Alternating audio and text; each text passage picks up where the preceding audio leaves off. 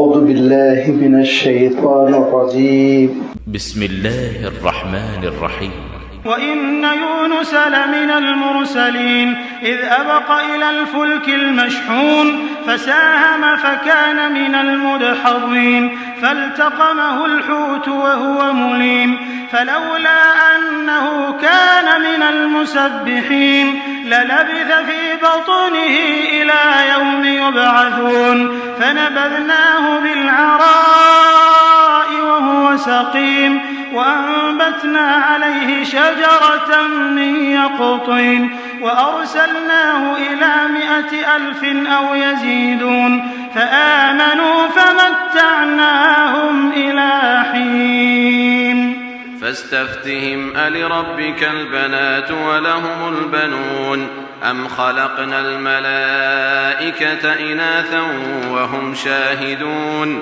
ألا إنهم من إفكهم ليقولون ولد الله وإنهم لكاذبون أصطفى البنات على البنين ما لكم كيف تحكمون أفلا تذكرون أم لكم سلطان مبين فأتوا بكتابكم إن كنتم صادقين وجعلوا بينه وبين الجنة نسبا ولقد علمت الجنة إنهم لمحضرون سبحان الله عما يصفون إلا عباد الله المخلصين فإنكم وما تعبدون ما أنتم عليه بفاتنين إلا من هو صال الجحيم وما منا إلا له مقام معلوم وإنا لنحن الصافون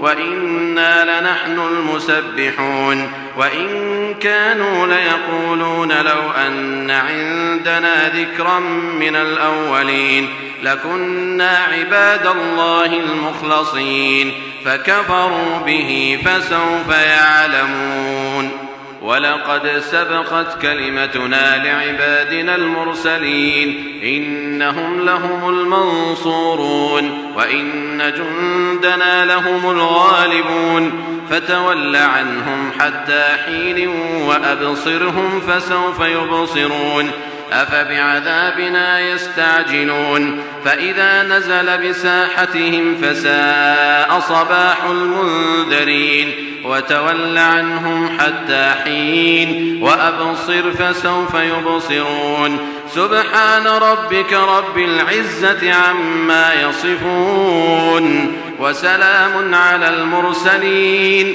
والحمد لله رب العالمين. صدق الله العظيم.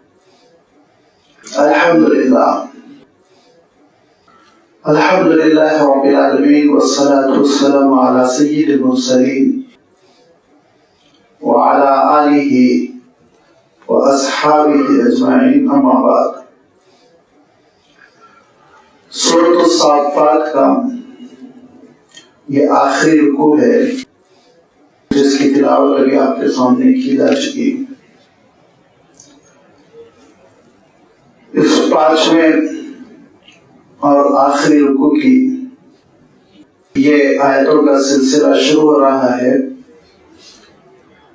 आयत नंबर 139 से और खत्म हो रहा है आयत नंबर 182 पर।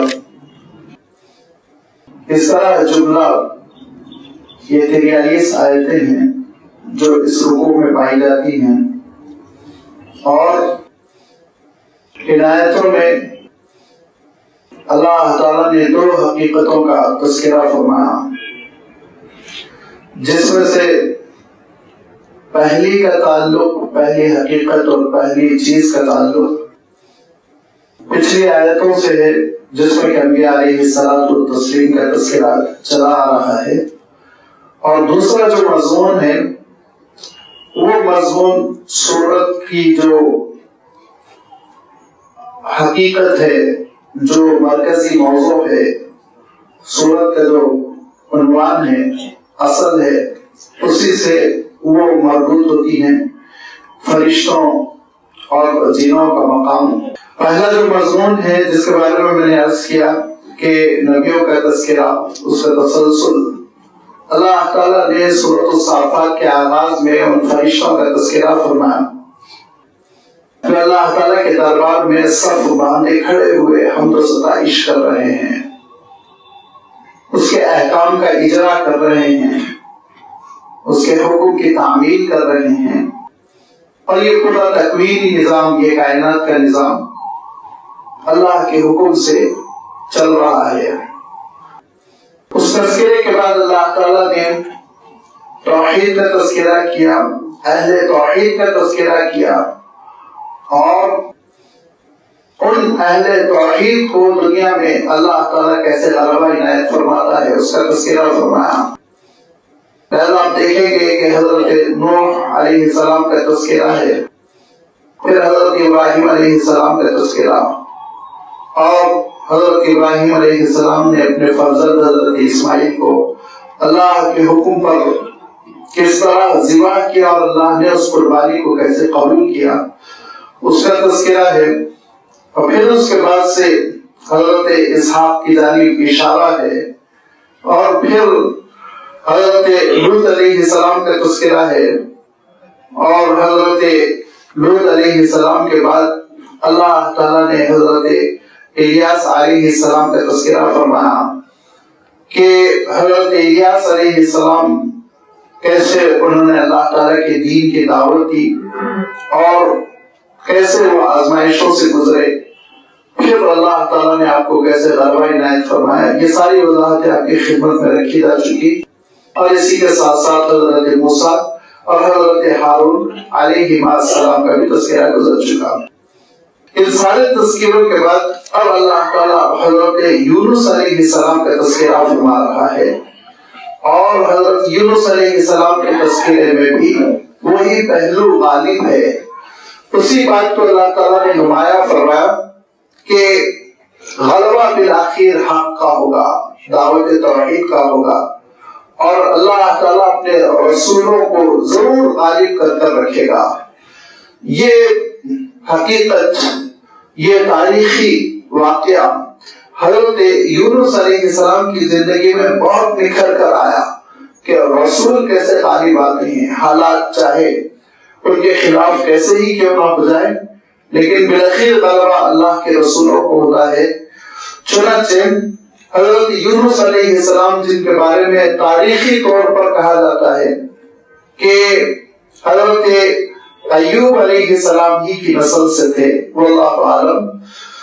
آپ کے والد کا نام متا تھا، یونس ابن متا، حدیث شریف میں بھی تذکرہ آیا ہے، اور آپ اتنا تو طے ہے کہ حضرت اسحاق علیہ السلام ہی کے خانوادے سے تھے، جو حضرت یعقوب علیہ السلام کے 12 صاحبزادے تھے، انہی میں سے کسی ایک کے نسل سے حضرت یونس علیہ السلام کا تعلق تھا۔ اور اللہ تعالیٰ نے آپ کو ایک ایسے علاقے کی جانب بھیجا تھا جہاں شرک ہو رہا تھا۔ وہ علاقہ موجودہ دور میں نارتھ عراق میں ایک شہر ہے، اور بڑا پیٹرول کا مرکز ہے، پیٹرولیم کی بڑی انڈسٹری ہے وہاں پر، وہیں سے پائپ لائن چاروں طرف گئی ہے، پیٹرول سپلائی ہوتا ہے، اس کو موصل کہتے ہیں۔ اس بستی کے قریب ایک بستی تھی نینوا کے نام سے، اور آشوریوں کا یہ زمانہ تھا، حضرت عیسیٰ علیہ السلام سے 800 سال پہلے کی بات ہے۔ ان کا توتی بول رہا تھا، لیکن وہ شرک میں مبتلا تھے، دین حق سے محروم تھے۔ اللہ تعالیٰ نے حضرت یونس علیہ السلام کو رسالت دے کر نینوا والوں کی جانب بھیجا، جو اس زمانے میں اتنا بڑا شہر تھا، کہتے ہیں کہ 60 میل کے رقبے پر پھیلا ہوا وہ شہر تھا، وہ آبادی تھی۔ حضرت یونس علیہ السلام نے دعوت توحید دی اور ان کو سمجھانا شروع کر دیا، اور رسالت کا جو تقاضا ہوتا ہے، رسالت کا جو پیغام ہوتا ہے وہ پہنچانا شروع کیا۔ وَإِنَّ يُونُسَ لَمِنَ الْمُرْسَلِينَ، اور بے شک یونس رسولوں میں سے تھے۔ تو رسالت کو پہنچانا لازمی بات ہے، رسولوں کی ڈیوٹی ہوتی ہے۔ حضرت یونس علیہ السلام تربیت کرتے رہے، نصیحت کرتے رہے، سمجھاتے رہے، اور سارے نبیوں کی رسولوں کی تاریخ سے آپ واقف ہیں کہ کس طرح وہ اللہ کے رسول محنت کیا کرتے تھے۔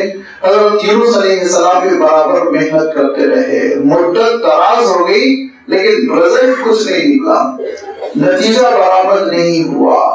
اور جب کچھ نتیجہ برآمد نہیں ہوا تو حضرت یونس علیہ السلام نے ان کو آگاہ کیا کہ اللہ کا عذاب آئے گا، اللہ کا عذاب آئے گا۔ تو انہوں نے اس کا مذاق اڑایا، دل لگی سمجھی اور اجلت کی کہ جس عذاب کا تم وعدہ کر رہے ہو، دھمکی دے رہے ہو، اگر تم سچے ہو تو ذرا ہمارے سامنے اس کو پیش کر دو، ہم نہیں ڈرتے کسی عذاب سے۔ ان کو اپنے شہر، ان کو اپنی تعمیرات، ان کو اپنے انفراسٹرکچر پر بڑا غرور تھا اور بہت زبردست قسم کی وہ حکومت تھی، عروج کا زمانہ تھا آشوریوں کی حکومت کا۔ لہذا انہوں نے حضرت یونس علیہ السلام کی اس آگاہی کو اور اس دھمکی کو انہوں نے نعوذ باللہ دل لگی سمجھا اور چیلنج کیا کہ اگر عذاب آپ دکھا دیجئے۔ حضرت یونس علیہ السلام خفا ہو گئے۔ خفا ہونے کے بعد حضرت یونس علیہ السلام نے اللہ تعالیٰ سے دعا کی کہ پروردگار ان پر آپ عذاب بھیج دیجئے۔ اللہ تعالیٰ کا نظام یہ ہے، رسولوں اور نبیوں کے سلسلے میں بار بار وضاحت کر چکا ہوں کہ جب تک وہ رسول قوم کے سلسلے میں بددعا نہیں کرتا ہے اس وقت تک عذاب نہیں آتا۔ حضرت نوح علیہ السلام نے باضابطہ دعا کی، پروردگار یہ کافر مجھے بہت ستا رہے ہیں اور ان میں سے کسی کو آپ زندہ نہ چھوڑیں، ایک بھی زندہ رہے گا تو پھر کافر کو چلے گا۔ لہذا حضرت نوح علیہ السلام کی امت پر طوفان کا عذاب آیا۔ ایسے ہی حضرت لوط علیہ السلام کے واقعے میں آپ دیکھیں گے کہ بڑی مایوسی کے ساتھ حضرت لوط علیہ السلام نے کہا کہ پروردگار یہ بے حیا یہ باز نہیں آئیں گے، آپ ان کو ختم کر دیجئے۔ اللہ تعالیٰ کا عذاب آیا، برباد ہو گئے۔ اور اسی طرح حضرت موسیٰ علیہ السلام نے مصر سے نکلتے نکلتے کہا پروردگار اس فرعون کو تو نے دولت، حکومت، اقتدار عطا کر رکھا ہے تاکہ فتنہ بن جائے، مصیبت بن جائے، اسلام کے خلاف ایک بحث بن جائے، اللہ اس کو آپ برباد کر دیجئے، اس کی دولت کو آپ تباہ کر دیجئے۔ فرعون تباہ ہو گیا۔ لہذا یہ رسولوں کی تاریخ میں ایک بہت اہم مرحلہ آتا ہے کہ جب وہ مایوس ہو جاتے ہیں تو پھر بددعا کر دیتے ہیں اور پھر اس بددعا کی شکل میں کافروں پر عالمگیر عذاب آ کر ان کو تباہ و برباد کر دیا جاتا ہے۔ حضرت یونس علیہ السلام نے بھی حجت پوری کر دی اور حضرت یونس علیہ السلام کو اندازہ ہو گیا کہ 3 دن بعد اس قوم پر عذاب آنے والا ہے۔ 3 دن 3 راتیں جیسے ہی گزر جائیں گی یہ قوم تباہ کر دی جائے گی۔ لہذا حضرت یونس علیہ السلام نے سمجھایا کہ دیکھو یہ آخری مہلت ہے، تمہارے پاس 3 دن باقی رہ گئے، 1 دن اور نکل گیا۔ دوسرے دن سمجھایا، کہا 2 دن باقی رہ گئے، 1 دن اور نکل گیا۔ اب تیسری صبح آنے والی ہے اور رات میں حضرت یونس علیہ السلام نے نصیحت کی اور آپ نے تبلیغ فرمائی، آپ نے ان کو سمجھایا، لیکن دیکھا ان کے باتوں پر اثر ہی نہیں ہو رہا ہے، ان پر کسی قسم کا کوئی اثر ہی نہیں ہو رہا ہے، اور جس کو کہتے ہیں نا کہ ان کے کان پر جو نہیں رنگ رہی ہے، تو حضرت یونس علیہ السلام نے ہجرت فرما لی، شہر سے نکل گئے اور راتوں رات روانہ ہو گئے، چلتے چلے گئے اور یہاں تک کہ ایک دریا پہ پہنچے۔ مفسرین کہتے ہیں یا تو دجلہ کے ساحل پر پہنچے یا پھر یہ کہ ایلا ایک مقام ہے وہاں پہنچے اور وہاں سے سمندر شروع ہو جاتا ہے اور آپ آگے بڑھنا چاہ رہے تھے۔ حضرت یونس علیہ السلام نے جو فیصلہ فرمایا وہ حضرت یونس علیہ السلام کا فیصلہ 100% صحیح تھا، کیونکہ عذاب کی علامتیں ظاہر ہو رہی تھی۔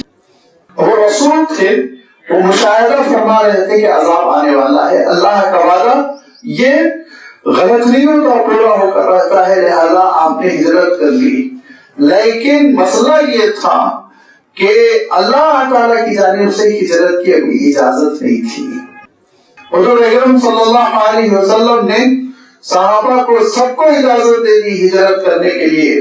مکہ مکرمہ سے سب چلتے چلے جا رہے مدینہ منورہ کی طرف، لیکن بار بار حضرت ابوبکر صدیق رضی اللہ تعالیٰ عنہ پوچھتے کہ اللہ کے رسول آپ کب ہجرت کریں گے تو اللہ کے رسول صلی اللہ علیہ وسلم آسمان کی جانب نگاہیں اٹھا کر دیکھتے، جب تک کہ وحی نہیں آ جائے گی، اللہ کی جانب سے حکم نہیں آئے گا، ایک قدم بھی ہم نہیں اٹھا سکتے۔ یہ اور رسولوں کا، نبیوں کا طریقہ کار ہوتا ہے۔ لہذا حضرت یونس علیہ السلام نے اپنے سے فیصلہ کر لیا کہ عذاب آ رہا ہے، اور اس اجتہادی فیصلے کے بعد وہ روانہ ہو گئے۔ اور روانہ جب ہو گئے تو جیسے کہ میں نے عرض کیا، یا تو دجلہ پار کرنا تھا، یا پھر یہ کہ ایریا کے آپ ساحل پر پہنچ گئے اور وہاں سے یافا جو ساحل ہے اور سمندر کا جو حصہ ہے جہاں سے کہ جہاز روانہ ہوتے ہیں وہاں پہنچ گئے۔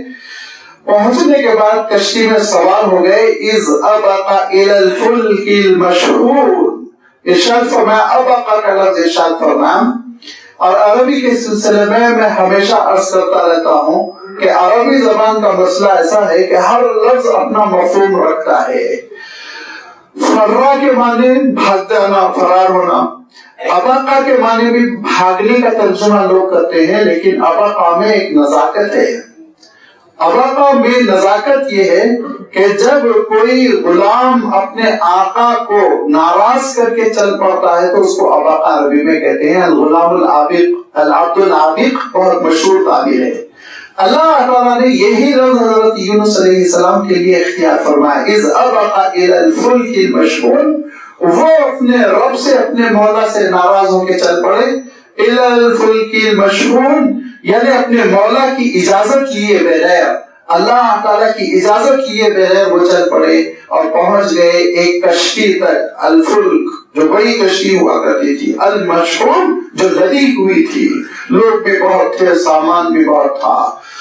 شہون، شاہینہ آپ نے دیکھا ہوگا عرب ملکوں میں لاری کو بھی کہتے ہیں جس میں سامان لادا جاتا ہے، تو المشحون کے معنی لدی ہوئی، سامان سے بھری ہوئی، وزن سے بوجھل۔ اذ ابق الى الفلک المشحون، ایک وزن سے لدی ہوئی کشتی میں حضرت یونس اپنے مولا سے اجازت لیے بغیر سوار ہو گئے۔ یہ عمل اللہ تعالیٰ کو پسند نہیں آیا، کیونکہ اللہ تعالیٰ کا عالم یہ ہے کہ رسولوں کے سلسلے میں اللہ تعالیٰ پسند فرماتا ہے کہ کوئی بھی فیصلہ ان کا اپنی جانب سے نہ ہو، ہر فیصلہ وحی الہی کی روشنی میں ہو۔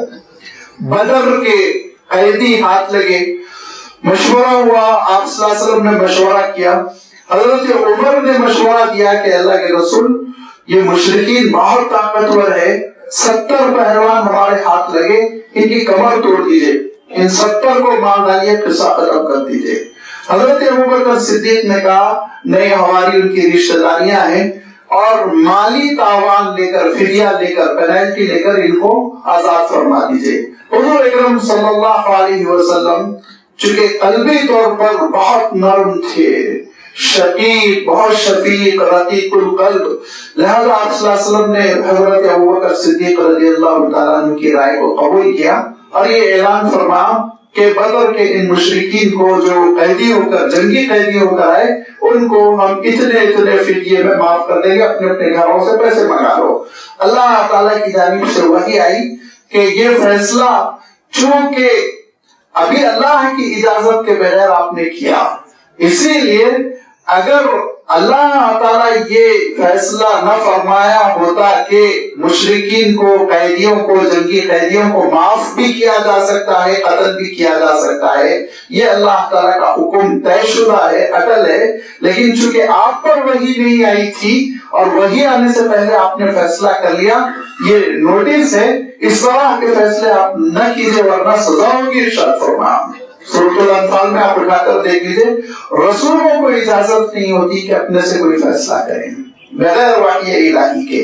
حضرت یونس علیہ السلام کو اجازت نہیں تھی بغیر وحی الہی کے ہجرت کا فیصلہ کر لیں، حالانکہ حضرت یونس علیہ السلام نے فیصلہ بالکل حق بجانب کیا تھا کہ عذاب آنے والا ہے اس قوم پر، جس قوم پر عذاب آ رہا ہے اس قوم سے نکل جانا بہتر ہوتا ہے، لیکن اللہ تعالیٰ نے اس موقع پر کہ آپ نے ابھی وحی کی بغیر اجازت، وحی کا انتظار کیے بغیر یہ فیصلہ کیا، اس لیے فرمایا کہ یہ اب آپ کا فیصلہ غلط ہے، فساء وفکان من المدحضین، کشتی میں سوار ہو گئے اب کشتی چل پڑی، ایک مجھار میں پھنس گئی اور ڈگمگانے لگی، اندیشہ یہ ہوا کشتی ڈوب جائے۔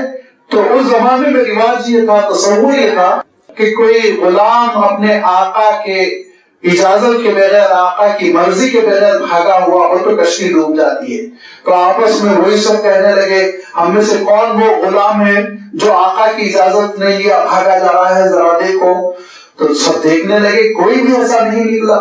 جہاں تک حضرت یونس علیہ السلام کا تعلق تھا تو حضرت یونس علیہ السلام اپنے چہرے سے، اپنے لباس سے، اپنے وقار سے، اپنی نشست و برخاست سے لگ رہے تھے کہ بہت اونچے خاندان کے، وہ تو غلام لگ ہی نہیں رہتے، لہذا پوچھنے کی بھی ہمت نہیں کر رہے کشتی والے۔ لیکن حضرت یونس علیہ السلام نے کہا کہ مجھے اجازت دو، میں کشتی سے کود جاتا ہوں، مجھے لگ رہا ہے کہ میرا ہی کوئی نہ کوئی قصور ہو۔ لہذا لوگوں نے کہا کہ حضرت آپ کا تو نہیں ہو سکتا، اتنا نورانی چہرہ، آپ اتنے اللہ والے، آپ تو ہماری کشتی کے لیے برکت ہے، ہم آپ کو تو نہیں کودنے دیں گے۔ لہذا سارے سواروں کا نام لکھا گیا، قرآ ڈالا گیا۔ جب قرآ ڈالا گیا فساہما، تو پھر جب قرآ ڈالا گیا، ساہما کے معنی وہی حصہ نکالنا، چھٹی پر نام لکھ کر قرآ ڈالنا، جب قرآ نکالا گیا فکان من المدحضین، تو مغلوب ہو جانے والے حضرت یونس علیہ السلام ہی تھے، انہی کا نام نکلا۔ ایک بار، دو بار، تین بار، جب تیسری بار نکلا تو حضرت یونس علیہ السلام نے کچھ کہے سنے بغیر خود ہی اپنے آپ کو دریا کے سپرد کر دیا اور کشتی سے کود گئے۔ فَالْتَقَمَهُ الْحُوتُ، بڑی سی ایک مچھلی آئی اور اس نے آپ کو نگل لیا، لقمہ بنا دیا۔ فَالْتَقَمَهُ الْحُوتُ، وہ ہوا ملیم، اور حضرت یونس علیہ السلام بڑے پشیمان تھے، توبہ کر رہے تھے، رو رہے تھے۔ ملیم کے معنی ہوتے ہیں اس طرح کہنا رہے میں کیا غلطی کر گیا، اللہ تعالیٰ مجھے معاف فرمائے، اپنے آپ پر ایک طرح سے سرزنش کرنا۔ لہذا حضرت یونس علیہ السلام بہت پچھتا رہے تھے، نادم تھے، شرمسار تھے، شرمندہ تھے کہ میں یہ کیا کر گیا۔ اسی عالم میں آپ کو مچھلی نے نگل لیا، اور آپ جانتے ہیں کہ بڑی بڑی سمندر میں مچھلیاں ہوتی ہیں جو جہازوں کے برابر ہوتی ہے، اور انسان تو انسان سے بہت بڑی بڑی چیزوں کو وہ نگل سکتی ہے۔ لہذا کوئی ویل وغیرہ، بلو ویل تو آپ جانتے ہیں کتنی بڑی ہوتی ہے، اسی ٹائپ کی کوئی مچھلی نہیں ہوگی، کیونکہ الحوت فرمایا بڑی مچھلی نے آپ کو نگل لیا۔ اور نگل لینے کے بعد سے اللہ تعالیٰ کا حکم آیا، لیس لک رزقا وَلَهُ مَسْجِدًا، دیکھ تیرے لیے رزق نہیں ہے تو ہضم نہیں کر سکتی، بلکہ ان کے لیے تو مسجد ہے، عبادت گاہ ہے۔ حضرت یونس علیہ السلام پیٹ میں پہنچ گئے، فَلَوْلَا أَنَّهُ كَانَ مِنَ الْمُسَبِّحِينَ، اب حضرت یونس علیہ السلام نے تسبیح پڑھنی شروع کر دی۔ کیا؟ لا الہ الا انت سبحانک انی کنت من الظالمین، سورۃ الانبیاء میں اللہ تعالیٰ نے اس آیت کا تذکرہ فرمایا۔ بس یہی دعا حضرت یونس علیہ السلام کر رہے ہیں، اور مچھلی ہی کے سمندر کی تہ میں بیٹھی ہوئی ہے۔ اللہ تعالیٰ ارشاد فرماتا ہے بڑی تاریکیوں میں اب حضرت یونس علیہ السلام یہی ورد کر رہے ہیں، لا الہ الا انت سبحانک انی کنت من الظالمین، کہ پروردگار آپ کی ذات بے عیب ہے، آپ کے فیصلے میں کوئی فالٹ، کوئی کمی، کوئی قصور، کوئی عیب نہیں۔ انی کنت من الظالمین، خطا مجھ سے ہوئی، خطا مجھ سے ہوئی۔ اور سوروں کا یہ طریقہ ہوتا ہے، دیکھیے کہ چھوٹی سی ایک نزاکت پر بھی حضرت یونس علیہ السلام بلبلا اٹھے۔ یہ نبیوں اور رسولوں کا طریقہ ہوتا ہے کہ خطا ہوئی اور اس پر ندامت کا اظہار۔ اور انسانوں کا معاملہ کیا ہوتا ہے، جو ابلیس کے راستے پر چلتے ہیں، ابلیس کی طرح ضد کرتے ہیں، گناہ پر گناہ، گناہ پر گناہ، جس کی وجہ سے پھر وہ جہنم کے دانے تک پہنچ جاتے ہیں۔ حضور اکرم صلی اللہ علیہ وسلم فرمایا کرتے تھے، آپ صلی اللہ علیہ وسلم کا ارشاد ہے کہ کل بنی آدم خطاؤن، سارے انسانوں سے خطا ہوتی ہے، لیکن خیر الخطائین التوابون، خطا کرنے والوں میں وہ سب سے اچھے ہیں جو توبہ کر لیتے ہیں، فوراً جن کو گناہ کا احساس ہوتا ہے۔ حضور اکرم صلی اللہ علیہ وسلم فرماتے تھے کہ دیکھو سفید کپڑے کی مانند ہے تمہارا نام اعمال، ایک گناہ کیا تم نے تو اس پر ایک ٹپکا پڑ گیا، بلیک ڈراپ، اب آپ نے فوراً دھو لیا اپنے آنسوؤں سے تو پھر کپڑا صاف ستھرا، دل چمک گیا. لیکن فرمایا پھر دوسرا گناہ، تیسرا گناہ، چوتھا گناہ، گناہ کرتے کرتے کرتے کرتے تمہارا دل، تمہارا نام اعمال سیاہ ہو جاتا ہے صافی کی طرح. پھر اس کے بعد توفیق نہیں ہوتی، زنگ لگ جاتا ہے، پھر جہنم کے راستے پر بندہ چل پڑتا ہے. لہذا یہ بہت بڑی اللہ تعالیٰ کی توفیق ہوتی ہے کہ خطا ہوئی سرزنش فوراً توبہ، ندامت، خطا ہوئی، کوتاہی ہو گئی، قصور ہو گیا، فوراً اللہ تعالیٰ کی جانب رجوع کر لینا. اب حضرت یونس علیہ السلام مچھلی کے پیٹ میں یہ پڑھ رہے ہیں لا الہ الا انت سبحانک انی کنت من الظالمین. فرشتوں نے اللہ تعالیٰ کے دربار میں کہا، امام قرطبی لکھتے ہیں کہ فرشتوں نے اللہ تعالیٰ کے دربار میں کہا پروردگار ایک مانوس سی آواز آ رہی ہے اجنبی جگہ سے. اللہ تعالیٰ نے فرمایا آواز کس کی ہے، جگہ کس کی ہے، مجھے معلوم ہے. لہذا کہتے ہیں کہ حضرت یونس علیہ السلام نے لگاتار 3 دن یہی تسبیح بیان کی. فلولا انه كانوا من المسبحين، اگر وہ اللہ کی یہ تسبیح نہ بیان کرتے، یہ دعا نہ کرتے اور یہ عبادت نہ کرتے، للبث فی بطنہ الی یوم یبعثون، تو قیامت تک کے لیے مچھلی کا پیٹ حضرت یونس علیہ السلام کی قبر بن جاتا. وہ باقی رہتے، للبث وہ پڑے رہتے، باقی رہتے، فی بطنہ مچھلی کے پیٹ میں، الی یوم یبعثون قیامت کا دن برپا ہونے تک. بعث کس کو کہتے ہیں؟ جو دوبارہ زندہ کر کے اٹھایا جائے گا. لہذا فرمایا کہ میدان حشر برپا ہونے تک، قیامت ہونے تک وہ مچھلی کے پیٹ میں رہتے. لیکن لگاتار دعائیں تھیں، اظہار ندامت تھا اپنے مولا سے، وہ گریہ گزاری تھی، عرض معروض تھا، جس کی وجہ سے اللہ تعالیٰ نے کہا کہ اے مچھلی چل، اور وقت ہو گیا ہے، اگل دے. کہتے ہیں 3 دن کے بعد، بلکہ بعض روایتوں میں آتا ہے 40 دن کے بعد، مچھلی نے فَنَبَذْنَاهُ بِالْعَرَاءِ ساحل پر ایک ایسے مقام پر لا کر اگل دیا جو بالکل چٹیل تھا، جہاں درخت نہیں تھے، سایہ نہیں تھا. فَنَبَذْنَاهُ مچھلی نے اگل دیا. یہ نہیں ہے، آپ قرآن پاک کا کوئی بھی ترجمہ اٹھا کر دیکھ لیجیے. فَنَبَذْنَاهُ ہم نے ان کو ساحل پر ڈال دیا. اتنی حکم کی تابع تھی وہ مچھلی، ایسا اللہ تعالیٰ کا حکم مان رہی تھی. اللہ تعالیٰ اس مچھلی کے محکوم ہونے کا تذکرہ کرتے ہوئے، اللہ کے حکم کی پابند ہونے کا اشارہ کرتے ہوئے یہ فرمایا ہم نے ڈالا، مچھلی نے نہیں ڈالا، ہمارا حکم تھا. اگر ہمارا حکم ہوتا تو مچھلی ہضم کر لیتی، لیکن ہمارا حکم تھا کہ مچھلی نے حضرت یونس علیہ السلام کو ساحل پر لا کر اگل دیا. فَنَبَذْنَاهُ تو ہم نے ان کو لا کر ڈال دیا بِالْعَرَاءِ، عَرَا کہتے ہیں کھلی ہوئی جگہ کو. اوریانیت آپ نے لفظ سنا ہوگا اردو میں، اسی عَرا سے، اسی روٹ ورڈ سے وہ نکلا ہوا ہے.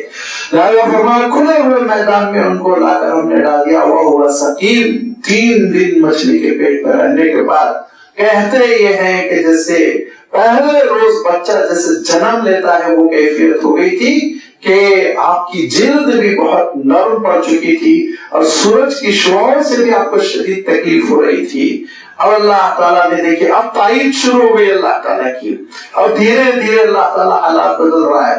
لہذا وَأَنبَتْنَا عَلَيْهِ شَجَرَةً مِّن يَقْطِينٍ ہم نے ان پر اگا دیا ایسے درخت کو جو اپنے تنے پر کھڑا نہیں ہو سکتا. یقین بیل جس کو ہم اردو میں کہتے ہیں، وہ درخت جو اپنے تنے پہ نہیں کھڑے ہو پاتے، جس کے لیے ہم لوگ پرانے زمانے میں منڈوے لگاتے تھے اور اس کو جو ہے بانس پہ چڑھاتے تھے. لازمی بات ہے کہ یہ ایک ایسا ساحل ہے جہاں انسان نہیں ہے اور کوئی سہارا دینے والا بیل کو اور کوئی منڈوا بنانے والا نہیں ہے. ایک بیل ہے جو اگائی اور جو اپنے تنے پہ نہیں کھڑی ہو رہی ہے، بلکہ حضرت یونس علیہ السلام بڑے نحیف، کمزور، بیمار لیٹے ہوئے ہیں، آپ کے اوپر پھیلتی چلی گئی. کہتے ہیں ان کے پتوں میں ایسی خصوصیت تھی کہ مکھی اور مچھر بھی دور دور بھاگتے چلے گئے اور پورا جسم حضرت یونس علیہ السلام کا اس بیل نے ڈھانپ لیا. اور اس میں ککڑی نما کوئی پھل یا کدو نما کوئی پھل لگا جس سے جو بڑا نرم تھا، حضرت یونس علیہ السلام نے اس کو کھانا شروع کیا. بطور غذا حضرت یونس علیہ السلام نے اس کو استعمال کرنا شروع کیا. اور بھی روایتیں ہیں تاریخ کی، کیونکہ انجیل میں آپ کو کہنا چاہیے کہ ایک صحیفہ ہے جناح کے نام سے جو حضرت یونس علیہ السلام ہی کے تذکرے پر مشتمل ہے، اس میں بہت سی روایتیں ہیں. بعض چیزیں قابل قبول ہیں، بعض چیزیں قابل قبول نہیں ہیں.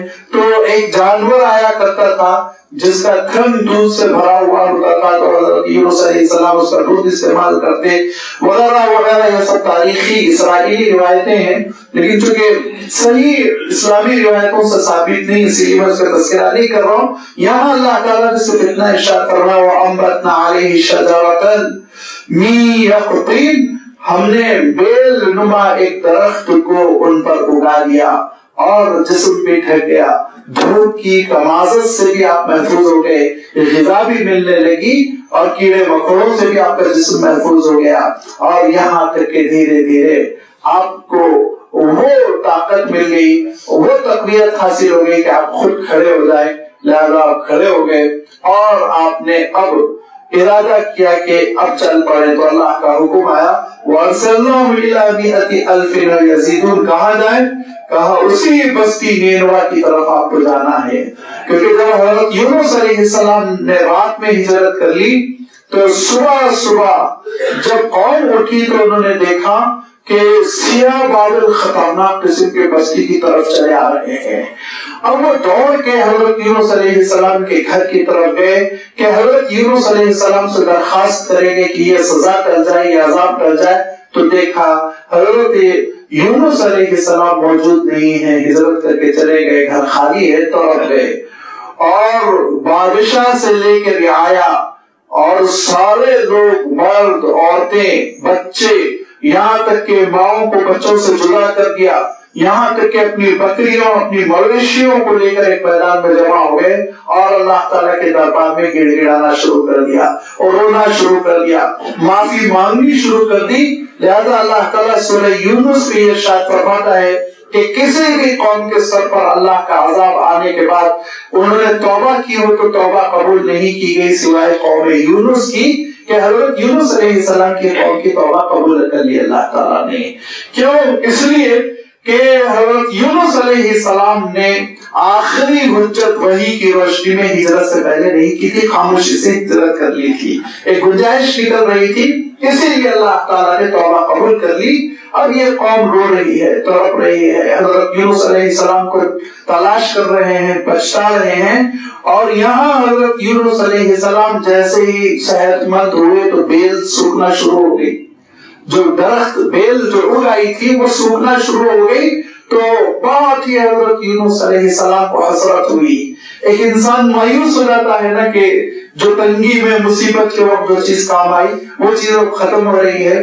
تو حضرت یونس علیہ السلام نے ایک حسرت کا اظہار کیا تو اللہ تعالیٰ نے کہا کہ یونس، ایک بیل کے سوکھنے پر آپ کا دل تڑپ رہا ہے اور وہ 1 لاکھ سے زیادہ بستی عذاب کی شکار ہو رہی تھی، اس پہ آپ کا دل نہیں تڑپا. حضرت یونس علیہ السلام نے کہا پروردگار دل تو تڑپا، وقتی طور پر میں غصے میں آ گیا تھا. اللہ تعالیٰ ارشاد فرماتا ہے وَذَرْنُونِ ذَهَبَ مُغَاضِبًا، ناراض ہو گئے حضرت یونس علیہ السلام. لہذا رسولوں کا یہ شیوا نہیں ہوتا اپنی امت سے مایوس ہونا. اللہ تعالیٰ نے ارشاد فرمایا پھر آپ جائیے اس قوم کی خبر لیجیے اور آپ کو اسی قوم میں کام کرنا ہے. حضرت یونس علیہ السلام پھر واپس ہوئے اور اس قوم کی طرف آئے. وَأَرْسَلْنَاهُ، اور ہم نے ان کو بھیجا إِلَىٰ مِائَةِ أَلْفٍ يَزِيدُونَ، 1 لاکھ سے بھی زیادہ والی بستی کی جانب. 1 لاکھ سے بھی زیادہ وہ بستی تھی. اب 1,20,000 کہا، کسی نے 1.5 لاکھ کہا، اس سے کیا بحث. بس اللہ تعالیٰ یہ بتانا چاہ رہا تھا کہ اس زمانے میں بہت بڑی آبادی ہوتی تھی 1 لاکھ. موجودہ دور کے شہروں پر آپ قیاس نہ کریں، وہ بالکل تاریخ کا ابتدائی زمانہ 1 لاکھ کا شہر، بہت بڑی آبادی کا شہر ہوتا تھا. فآمنوا، اور انہوں نے ایمان پہ قبول کر لیا حضرت یونس علیہ السلام کی بات پر. فمتعناهم إلى حين، اور پھر اس قوم کو ہم نے ایک مدت تک مہلت دے دی، وہ قوم پھر ترقی کرتی رہی اور حضرت یونس علیہ السلام ان کے درمیان بقید حیات رہے، یہاں تک کہ پھر حضرت یونس علیہ السلام کی طبعی وفات بھی ہو گئی۔ اور روایتوں میں یہ آتا ہے کہ حضرت یونس علیہ السلام نینوی میں دفنائے گئے، بعض روایتوں کے مطابق حضرت یونس علیہ السلام فلسطین کے کسی علاقے میں دفنائے گئے۔ بہرحال آپ کی وفات ہو گئی، پھر قوم دھیرے دھیرے بگڑنے لگی، یہاں تک کہ پھر ان پر بابلیوں کا حملہ ہوا اور انہوں نے اینٹ سے اینٹ بجا دی اور اس قوم کو ختم کر دیا اور ان کے شہر کو تباہ و تاراج کر دیا۔ آج وہ کھنڈر کی شکل میں موجود ہے۔ فمتعناہم الی حین، ہم نے ان کو جینے کے لیے ایک وقت اور ایک مدت دی، مہلت دی کہ اچھی زندگی بسر کرو گے، تاریخ میں محفوظ رہو گے، غلط روش پر چلو گے تو پھر محفوظ نہیں رہو گے، تباہ ہو جاؤ گے، لہذا وہ اپنے انجام تک پہنچے۔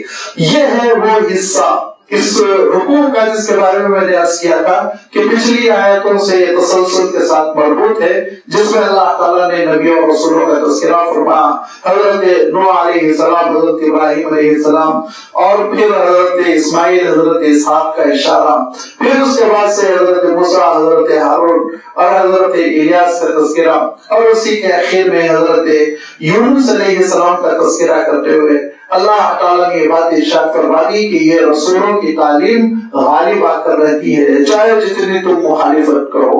اب اللہ کے رسول صلی اللہ علیہ وسلم کا زمانہ ہے، مکہ مکرمہ میں آپ صلی اللہ علیہ وسلم پر یہ آیتیں نازل ہو رہی ہیں، اور وہاں کے اس وقت کے مشرکین کی گمراہیوں میں ایک بڑی گمراہی یہ ہے کہ وہ فرشتوں کو نعوذ باللہ اللہ تعالیٰ کی بیٹیاں کہتے تھے، اور ان بیٹیوں کی دیویوں کی شکل میں مورتیاں بنا کر ان کی پوجا کیا کرتے تھے۔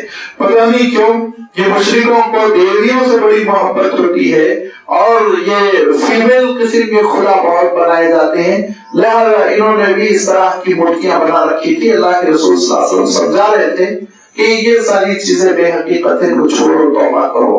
اسی کا اللہ تعالیٰ نے تذکرہ کیا، کیونکہ اللہ تعالیٰ نے سورہ کے آغاز ہی میں یہ بات ارشاد فرما دی کہ دیکھو فرشتے اللہ کے بندے ہیں، اللہ کی مخلوق ہے، اس کے دربار میں اس کی تسبیح، حمد و ستائش بیان کرتے ہوئے کھڑے ہوئے ہیں۔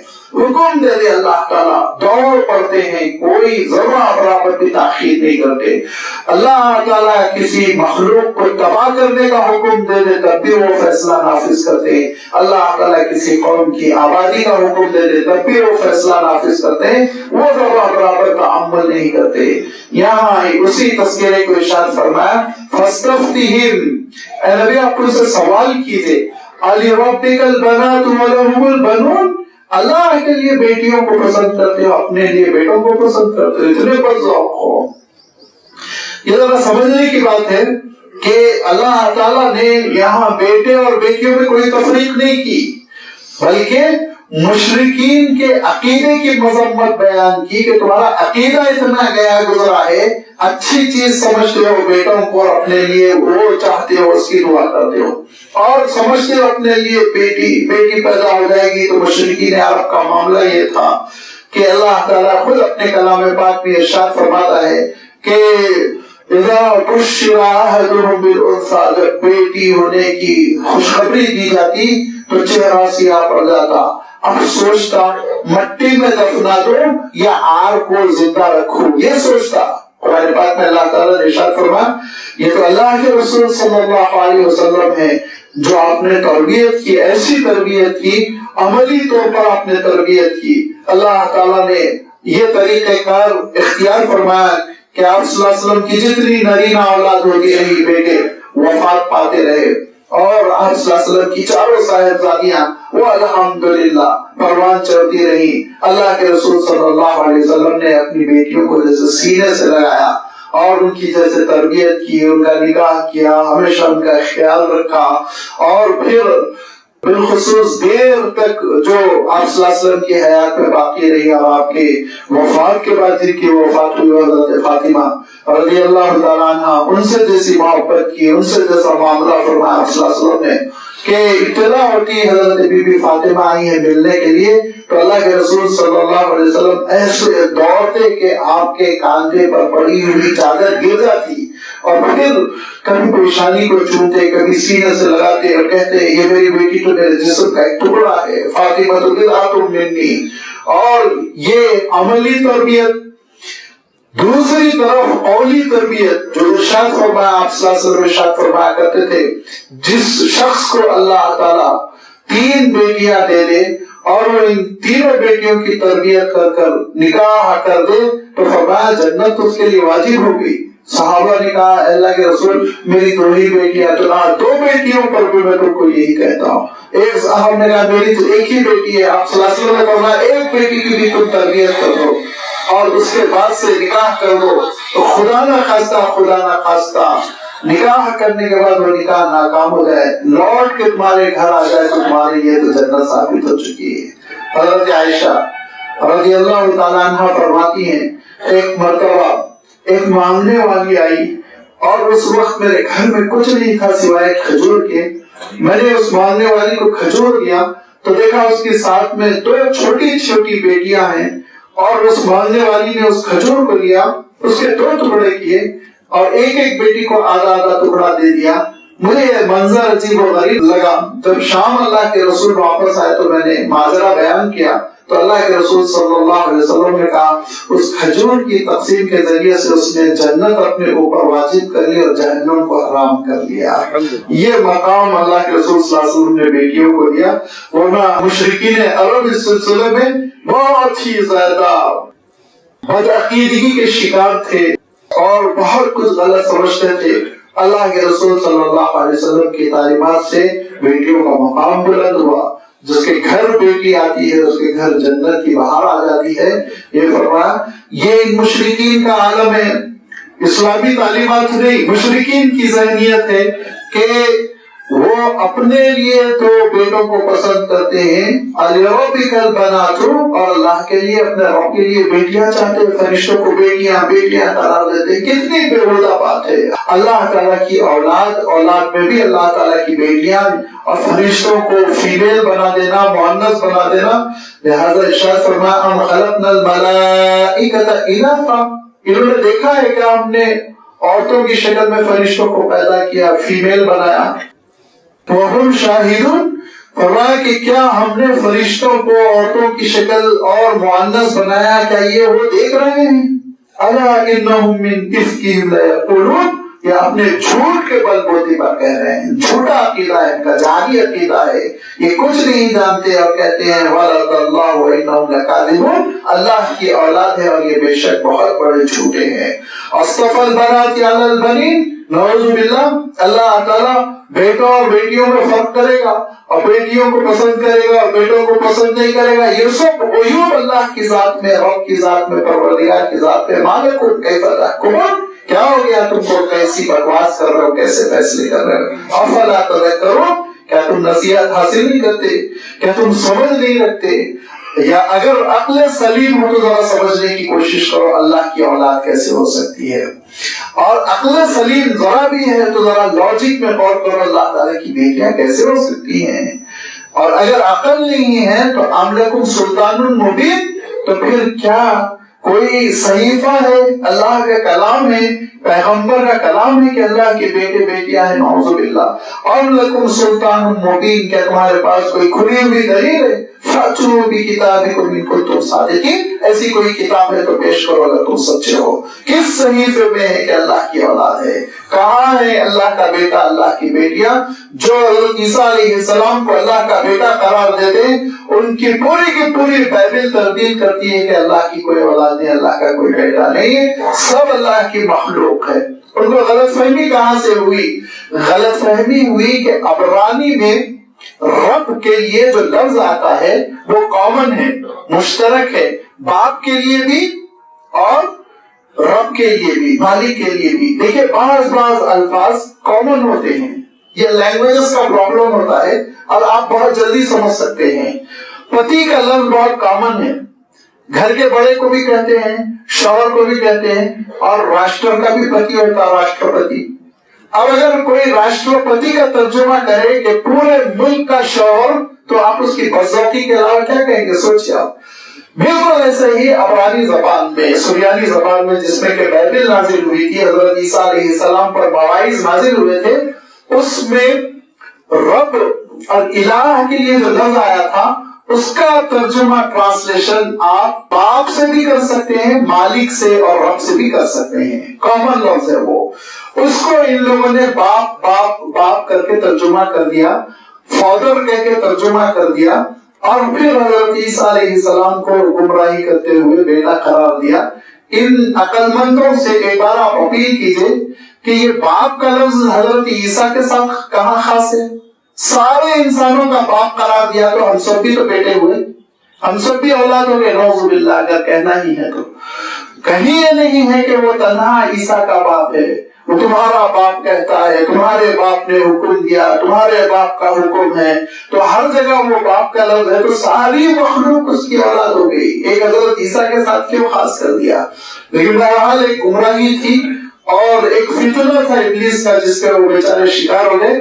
اللہ تعالیٰ ارشاد فرماتا ہے کہ اللہ تعالیٰ کو کسی اولاد کی ضرورت نہیں ہے. اگر اللہ تعالیٰ کی اولاد ہے اور اس پر کوئی دلیل ہے تو دلیل پیش کرو. فاتو بھی کتابی کو بالکل تم صادقین، تو اپنی کتاب پیش کرو، صحیفہ پیش کرو. کہاں لکھا کہ اللہ کی اولاد ہے؟ نعوذ باللہ.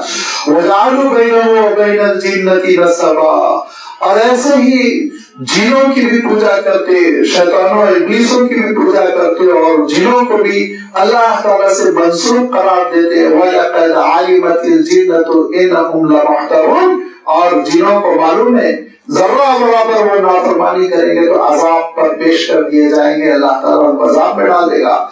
سبحان اللہ عما یصفون.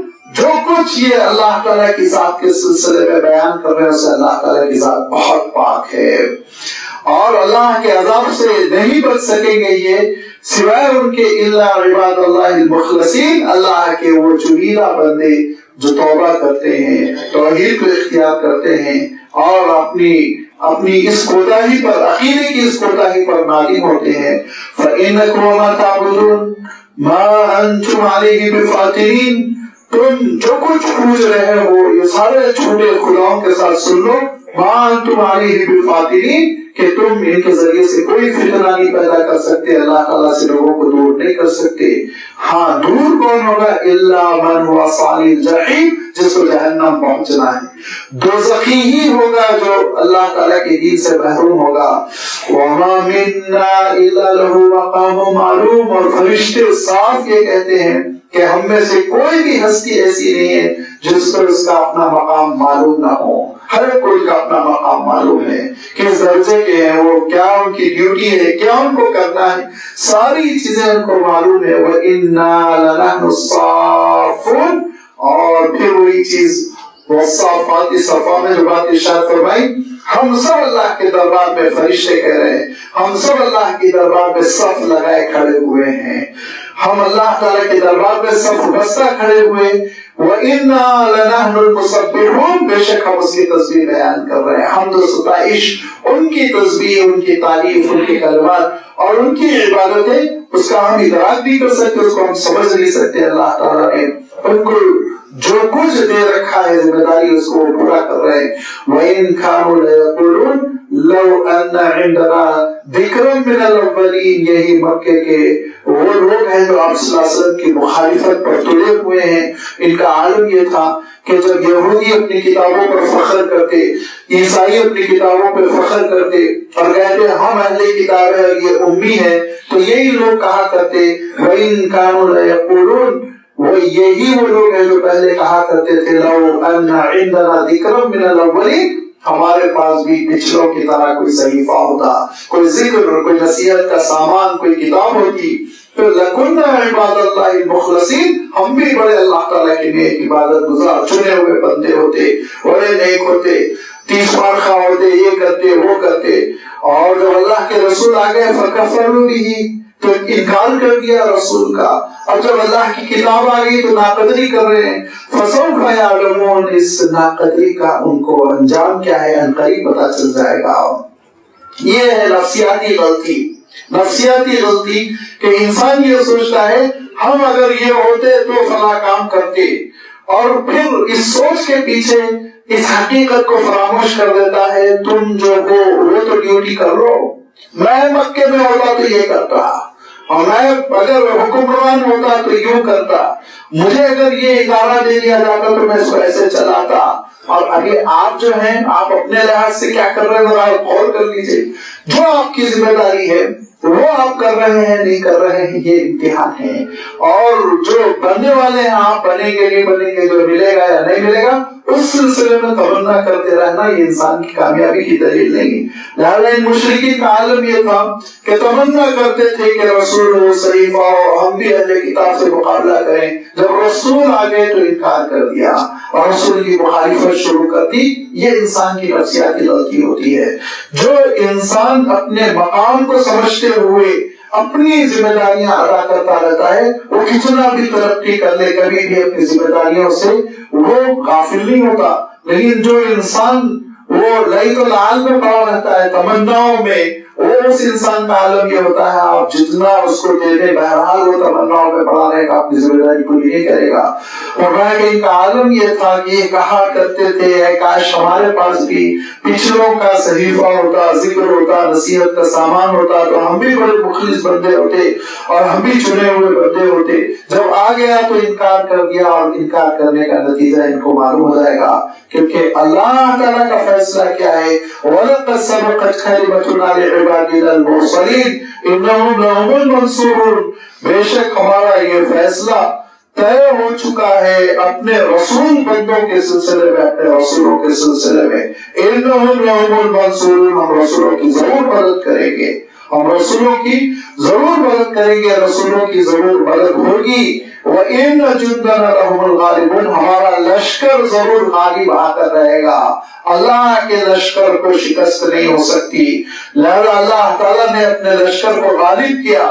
حضرت نوح علیہ السلام پوری قوم مخالفت اور صدیوں کی کوششوں کے بعد 80 لوگوں نے ایمان قبول کیا، لیکن غالب وہی آئے، انہیں سے انسانی کنبہ چل پڑا، انہیں سے انسانی یہ قافلہ آگے بڑھا، منکرین ختم ہو گئے، تباہ ہو گئے، ان میں سے کوئی باقی نہیں رہا۔ حضرت ابراہیم علیہ السلام کی مخالفتیں کرنے والے وہ نیست و نابود ہو گئے۔ حضرت ابراہیم علیہ السلام کی نسل بھی چلی، تذکرہ بھی چلا، نبوت بھی چلی، رسالت بھی چلی۔ حضرت موسیٰ علیہ السلام کی مخالفت کرنے والی حکومت، اقتدار، دولت سب کچھ ختم ہو گئی، تباہ و برباد ہو گئی، میوزیم کا حصہ بن گئی۔ حضرت موسیٰ علیہ السلام کی تعلیمات چلی، حضرت موسیٰ علیہ السلام کا تذکرہ چلا، حضرت موسیٰ علیہ السلام کو غلبہ ملا، اور اللہ کے رسول صلی اللہ علیہ وسلم کے مخالفین وہ پورے لاؤ لشکر کے ساتھ تباہ ہو گئے، برباد ہو گئے۔ اللہ کے رسول صلی اللہ علیہ وسلم کا تذکرہ باقی رہا، تعلیمات باقی رہی، شریعت باقی رہی۔ کیوں؟ اللہ تعالیٰ نے اپنے رسولوں کے سلسلے میں یہ تحیہ فرما دیا ہے کتب اللہ لأغلبن انا ورسلی، میں لکھ چکا ہوں کہ میں اور میرے رسول غالب آ کر رہیں گے، کسی رسول کو مغلوب نہیں کیا جا سکتا سوائے اس کے کہ حضرت عیسیٰ علیہ السلام وہ بھی اللہ کے رسول تھے، لیکن بظاہر ایسا محسوس ہوا کہ دشمن کامیاب ہو گیا اور حضرت عیسیٰ علیہ السلام کو وہ اپنی سازشوں کا شکار کر گیا، لیکن وہ ان کی غلط فہمی ہے، حضرت عیسیٰ علیہ السلام آسمانوں پر ہے، اور اللہ تعالیٰ ارشاد فرماتا ہے کہ اِمِّنْ أَهْلِ الْكِتَابِ إِلَّا لَيُؤْمِنُنَّ بِهِ قَبْلَ مَوْتِهِ، حضرت عیسیٰ علیہ السلام کی تبعی موت سے پہلے سارے کتاب والوں کو، یہودیوں کو بھی، عیسائیوں کو بھی حضرت عیسیٰ علیہ السلام کی شخصیت پر ایمان قبول کرنا پڑے گا۔ بھیجے گا اللہ تعالیٰ حضرت عیسیٰ علیہ السلام کو، اگرچہ کہ رسول کی حیثیت سے نہیں لیکن غالب لا کر رہے گا اللہ تعالیٰ، کیونکہ اس کا فیصلہ ہے رسولوں پر کوئی غالب نہیں آ سکتا، رسول مغلوب نہیں ہو سکتے، رسول وہ ان کی دعوت، ان کی تعلیم، ان کی شریعت مغلوب نہیں ہو سکتی، یہ اللہ تعالیٰ کا فیصلہ ہے۔ لہذا فرمایا وَلَقَدْ سَبَقَتْ كَلِمَتُنَا لِعِبَادِنَا الْمُرْسَلِينَ، اور یہ فیصلہ سبقت کر چکا، طے ہو چکا ہے پہلے ہی سے کہ ضرور ہمارے رسولوں کی یہ اللہ تعالیٰ مدد کرے گا، انہم لہم المنصورون، منصور کر رہیں گے، غالب آ کر رہیں گے، اور ان کی بات چلے گی، ان کی شریعت چلے گی۔ اور جب جب تاریخ میں اللہ تعالیٰ کی دین کی مخالفتیں ہوئی اور اللہ تعالیٰ کی بھیجی ہوئی شریعت کو معلوم کرنے کی سازشیں ہوئی، دبا دینے کی، شریعت کو زندگیوں سے نکال دینے کی کوشش ہوئی، تو آپ تاریخ اٹھا کر دیکھیں وہ کوششیں ناکام ہوئی، بالآخر اللہ تعالیٰ کی شریعت غالب آ کر رہی۔ حضرت امام احمد بن حنبل کے زمانے میں اللہ کی شریعت کو مجروح کرنے کی کوشش کی گئی تھی، دشمن ختم ہو گئے، حضرت امام احمد بن حنبل کی کوششیں کام آئی اور اللہ کی شریعت محفوظ رہی۔ آپ کے ملک میں اس وقت جبکہ مغل حکومت کی طوطی بول رہی تھی اور جو سربراہ حکومت میں بیٹھا ہوا تھا وہ اپنے آپ کو سب سے بڑا بادشاہ ذل الہی سمجھتا تھا، اور مغل کا اعظم ترین بڑا ترین شہنشاہ اکبر، اس نے اللہ کی شریعت کو معلوم کرنے کی کوشش کی، دین الہی کی سازشیں کی، لیکن اس سرمایہ دار کی اقتدار کی حکومت کی سازش ناکام ہوئی اور جھوپڑی میں رہنے والے مجدد الفسانی رحمۃ اللہ علیہ کی تعلیمات غالب آئی۔ حضرت مجدد الفسانی رحمۃ اللہ علیہ کامیاب ہوئے اپنے مشن میں، اکبر ناکام ہوا۔ جب اللہ کے دین کی مخالفتیں ہوئی اور شریعت کو سرنگو کرنے کی کوشش کی، آپ تاریخ اٹھا کر دیکھیے کہ اللہ کی شریعت غالب آ کر رہی۔ آج بھی مایوس ہونے کی ضرورت نہیں ہے۔ اگر اقتدار یہ چاہتا ہے کہ اللہ کی شریعت ہماری زندگیوں میں نافذ نہ رہے، وہ کچھ نہیں کر سکتا، جھک مار کے ناکام ہو جائے گا۔ ڈیوٹی آپ کی ہے، جس کو میں نے ابھی کہا تمناؤں میں زندگی بسر نہیں کرنی چاہیے، ڈیوٹی آپ کی ہے، آپ شریعت اپنی زندگی میں نافذ کیجئے، ضرور شریعت اللہ کی غالب رہے گی۔ وہ ناکام ہو کر رہیں گے، ان کی سازشیں ناکام ہوگی، اور جس شرمندگی کے ساتھ ان کو ٹاٹا کا بل واپس لینا پڑا، اس سے کہیں زیادہ شرمندگی کے ساتھ اس بل کو واپس لینا پڑے گا۔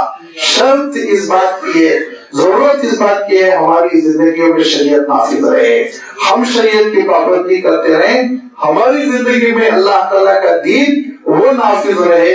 یہ اہم ہے، دشمن کیا کر رہا ہے یہ اہم نہیں ہے۔ صاف فرما، ہمارے رسول مغلوب نہیں ہو سکتے تو رسولوں کی شریعت بھی مغلوب نہیں ہو سکتی۔ وَإِنَّ جُنْدَنَا لَهُمُ الْغَالِبُونَ، ہمارا لشکر غالب آ کر رہے گا۔ فَتَوَلَّ عَنْهُ حَتَّى حِينٍ، ایک وقت تک کے لیے اے رسول آپ ان کو منہ بھی مت لگائیے، چھوڑ دیجیے، منہ پھیر لیجیے۔ ایک وقت ہے، ایک مہلت ہے، وہ مہلت کے بعد جب مہلت ختم ہو جائے گی تو آپ ان کو تہس نہس کر دیں گے۔ وَأَبْصِرْهُمْ فَسَوْفَ يُبْصِرُونَ، اور آپ دیکھیے، وہ بھی ہم قریب دیکھیں گے کہ جس عذاب کے لیے وہ اجرت بچا رہے، دھیرے دھیرے ان کی زندگیوں میں سرایت کر جائے گا۔ فَبِعَذَابِنَا يَسْتَعْجِلُونَ، ہمارے عذاب کے سلسلے میں جلدی مچاتے ہیں۔ تو ذرا سنیں، فَإِذَا نَزَلَ بِسَاحَتِهِمْ فَسَاءَ صَبَاحُ الْمُنذَرِينَ، کہ جب وہ ان کے آنگن میں ہمارا عذاب نازل ہو جائے گا تو وہ صبح ان لوگوں کے لیے بڑی تکلیف دہ صبح ہوگی، بڑی مشقت والی صبح ہوگی، اور بڑی ہی نحوست لے کر وہ دن آئے گا تباہی بربادی کا۔ دھیرے دھیرے حضور اکرم صلی اللہ علیہ وسلم نے مدینہ منورہ کی جانب ہجرت کی، اور اس کے بعد یہ کہ دیگر جنگیں ہوتی چلی گئی، بدر، احد، خندق، یہاں تک کہ اور اس کے بعد مشرکین مکہ کی کمر ٹوٹ گئی، اور پھر ایک وقت آیا اہل کتاب کی کمر ٹوٹی، اللہ کے رسول صلی اللہ علیہ وسلم کو حکم ہوا خیبر کی جانب چل پڑے، جو سب سے بڑا یہودیوں کا قلعہ تھا۔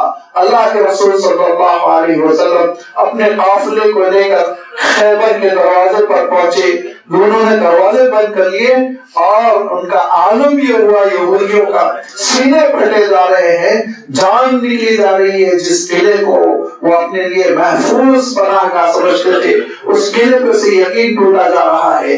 حضور اکرم صلی اللہ علیہ وسلم یہی آیت پڑھتے ہیں، فرماتے ہیں خریبت خیبر وساء صباح المنذرین، آج ہم ان کے آنگن میں اتر پڑے ہیں، اب ان کی صبح بہت بدکار صبح، بہت بری صبح ثابت ہوگی، اور خیبر تباہ ہو گیا، یہ بچا نہیں سکیں گے۔